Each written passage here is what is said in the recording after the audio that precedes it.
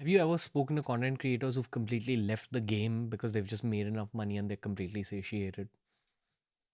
Um, Kind of, yes. I've seen people move from normal jobs to content creation after having some success. And because their reference point is, I can earn this much from a job or I can earn this much from content creation, they actually decide to work 2 hours a day and just live the life while earning what they would have earned. So that Hmm. is one way of doing it. But I think more often than not, the people who rise to the top are the people who are like, wow, there's an opportunity on the table here. I'm going to run with it. Hmm. Would you want to take your channel to 100 million subs? Hmm. I would say probably not, because I think my quality of life would not change. And I think in attaching myself to a number that really I don't have a massive amount of control over, it would just stress me out for no reason. Really? I think so. Do you think you would have said that about 20 million subscribers when you were at 10 subscribers? I mean, when I was at 10 subscribers, I was like, 10,000 is the dream. If I hit 10,000 subscribers, I've made it.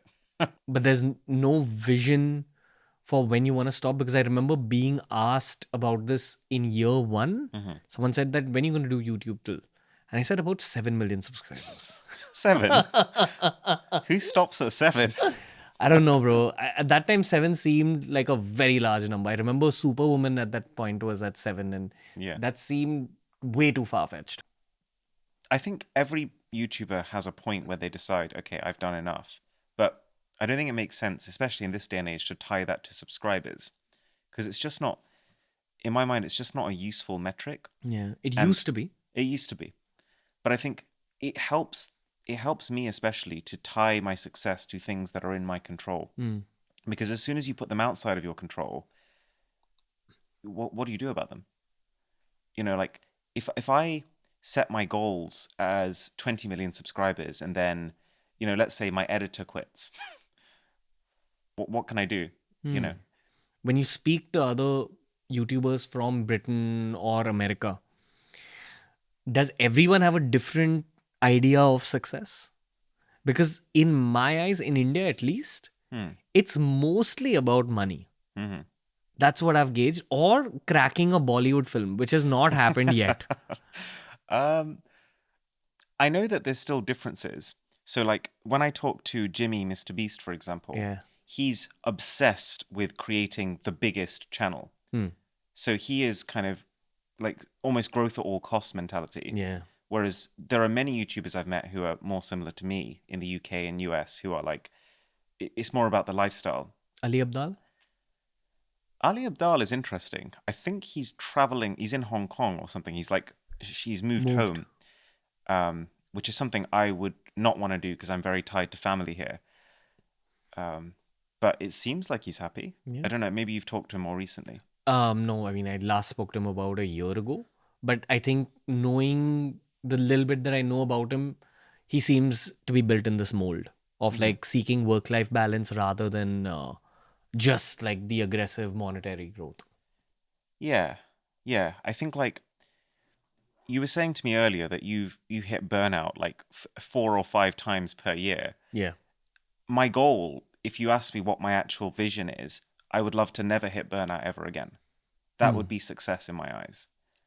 Would you say that the last couple of years were your most intense years work wise? Yes. So, how often did you burn out in those intense years? Honestly, like you could say I am burnt out most days of the week currently. Oh, really? Yeah, Even now? even now. But how do you define a burnout? It's feeling like I think oftentimes for the last couple of years I've woken up with like a pit in my stomach and it's like I just feel like persistently on edge. And I think it's this feeling of I've taken on too much, but then I continue to take on too much because the opportunities are so great. And so I'm really craving a feeling of like settling down, a little bit of peace. Hmm. So you'd say that burnout feels like it riles up something inside your head. The anger and strife is much more present, like on the surface, because you're overworked. Yeah, I think I'm overworked, but it's of my own choosing. Um, I think any YouTuber that's overworked, it's always because of their own Well, cues, yeah, true. right? Yeah. Because we end up signing up for bullshit we don't need to sign up Yeah, for. yeah. And it's great. Like, I can't complain about it because the opportunities are so good. Yeah. But it's like there's these weird situations where sometimes a great opportunity can make you a little bit less happy because you'd feel stupid for not taking it. Yeah.